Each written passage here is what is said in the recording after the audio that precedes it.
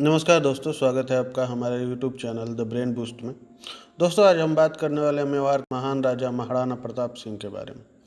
भारत के इतिहास में यह नाम हमेशा वीरता, पराक्रम, त्याग और शहादत जैसे गुणों के लिए प्रेरणादायी साबित हुआ है।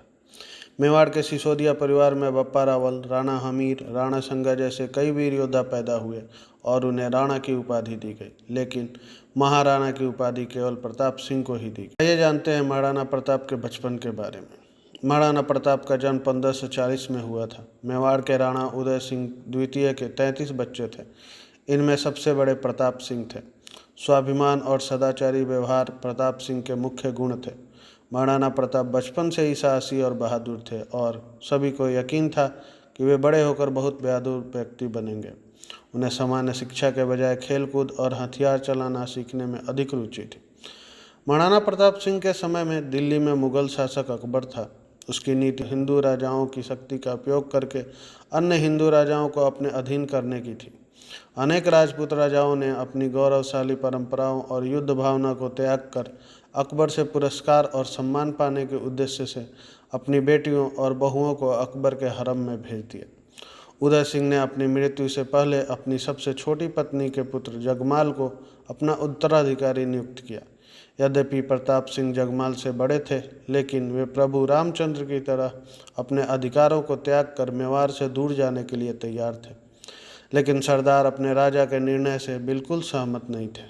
इसके अलावा उनका मत था कि जगमाल में साहस और स्वाभिमान जैसे गुण नहीं थे, जो एक नेता और राजा में आवश्यक होते हैं। इसलिए सामूहिक रूप से यह निर्णय लिया गया कि जगमाल को राजगद्दी त्यागनी होगी। महाराणा प्रताप सिंह ने भी सरदारों और प्रजा की इच्छा का सम्मान करते हुए मेवाड़ की प्रजा का नेतृत्व करने की जिम्मेदारी स्वीकार की। महाराणा प्रताप के शत्रुओं ने मेवाड़ को चारों ओर से घेर लिया था। महाराणा प्रताप के दो भाई शक्ति सिंह और जगमाल अकबर से जा मिले थे। पहली समस्या थी आमने सामने की लड़ाई के लिए पर्याप्त सैनिक जुटाना, जिसके लिए बहुत सारा धन चाहिए था। लेकिन महाराणा प्रताप का खजाना खाली था, जबकि अकबर के पास बड़ी सेना, बहुत सारा धन और बहुत कुछ था। लेकिन महाराणा प्रताप विचलित नहीं हुए, हिम्मत नहीं हारी और न ही उन्होंने कभी यह कहा कि वे अकबर के मुकाबले कमज़ोर हैं। महाराणा प्रताप की एकमात्र चिंता अपनी मातृभूमि को मुगलों के चुंगल से तुरंत मुक्त कराना था। एक दिन उन्होंने अपने विश्वस्त सरदारों की बैठक बुलाई और अपने गंभीर और ओजस्वी भाषण में उनसे अपील की। उन्होंने कहा, मेरे वीर योद्धा भाइयों, हमारी मातृभूमि मेवाड़ की यह पवित्र भूमि अभी भी मुगलों के चुंगल में है। आज मैं अब आप सबके सामने शपथ लेता हूँ कि जब तक चित्तौड़ को मुक्ति नहीं कर लिया जाता, मैं सोना चांदी की थालियाँ में भोजन नहीं करूँगा, मुलायम बिस्तर पर नहीं सोऊंगा, महल में नहीं रहूँगा, बल्कि पतल पर भोजन करूँगा, फर्श पर सोऊंगा और झोंपड़ी में रहूँगा। चित्तौड़ को मुक्त करने तक मैं दाढ़ी भी नहीं बनवाऊँगा। मेरे वीर योद्धाओं, मुझे विश्वास है कि आप मेरी इस शपथ के पूर्ण होने तक तन मन धन से मेरा हर प्रकार से साथ देंगे। सभी सरदार अपने राजा की शपथ से प्रेरित हुए और उन्होंने भी राणा प्रताप सिंह को वचन दिया कि वे अपने खून की आखिरी बूंद तक चित्तौड़ को मुक्त करवाने में उनकी सहायता करेंगे और मुगलों से लड़ने में उनका साथ देंगे। वे अपने लक्ष्य से पीछे नहीं हटेंगे। उन्होंने राणा को आश्वासन दिया, राणा निश्चिंत रहो, हम सब तुम्हारे साथ हैं।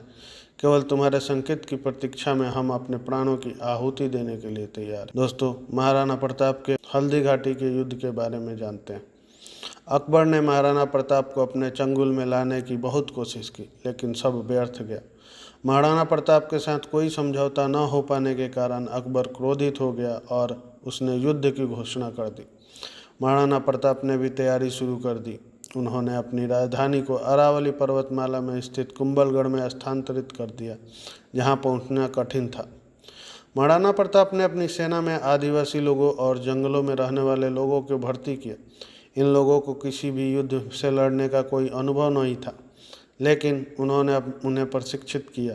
उन्होंने मेवाड़ की स्वतंत्रता के लिए सभी राजपूत सरदारों से एक झंडे के नीचे आने की अपील की। महाराणा प्रताप की 22,000 सैनिक की सेना का सामना हल्दी घाट में अकबर के 2 लाख सैनिकों से हुआ।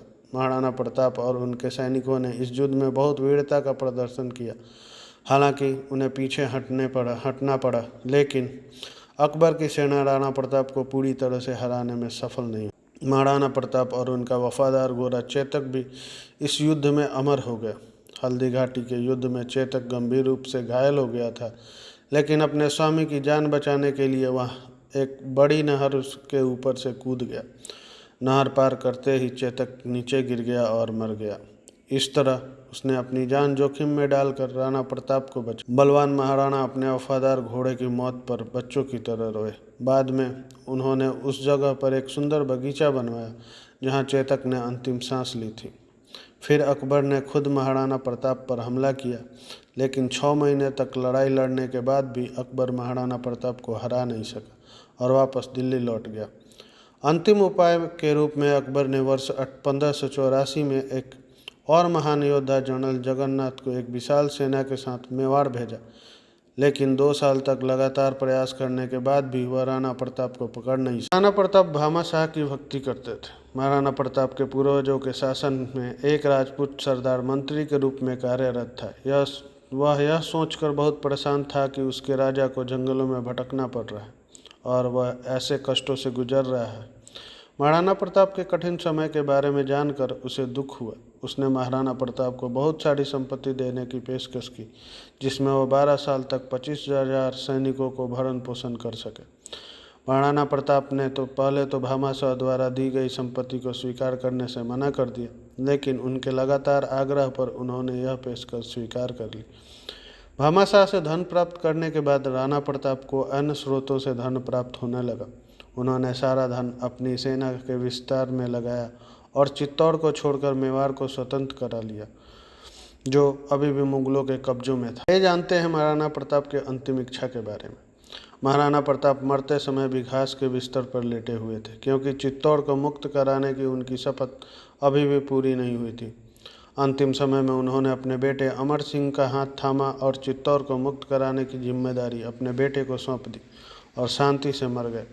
अकबर जैसे क्रूर सम्राट के साथ उनकी लड़ाई की इतिहास में कोई तुलना नहीं है। जब लगभग पूरा राजस्थान मुगल सम्राट अकबर के नियंत्रण में था, तब महाराणा प्रताप ने मेवाड़ को बचाने के लिए 12 साल तक लड़ाई लड़ी। अकबर ने महाराणा को हराने के लिए कई तरह के प्रयास किए, लेकिन वे अंततः अपराजित रहे। इसके अलावा उन्होंने राजस्थान में एक बड़े हिस्से को मुगलों से मुक्त भी कराया। उन्होंने बहुत कष्ट सहे, लेकिन अपने परिवार और मातृभूमि का नाम पराजय से बचा लिया। उनका जीवन इतना उज्जवल था कि स्वतंत्रता का दूसरा नाम महाराणा प्रताप हो सकता। ये थी हमारे शौर्यवीर महाराणा प्रताप की कहानी। दोस्तों, अगर ये वीडियो आपको अच्छी लगी तो कमेंट करके ज़रूर बताएं। वीडियो को लाइक करें, शेयर करें और हमारे चैनल को सब्सक्राइब करें। आगे मिलेंगे दूसरे किसी और वीडियो में। तब तक के लिए नमस्कार। जय हिंद, जय भारत।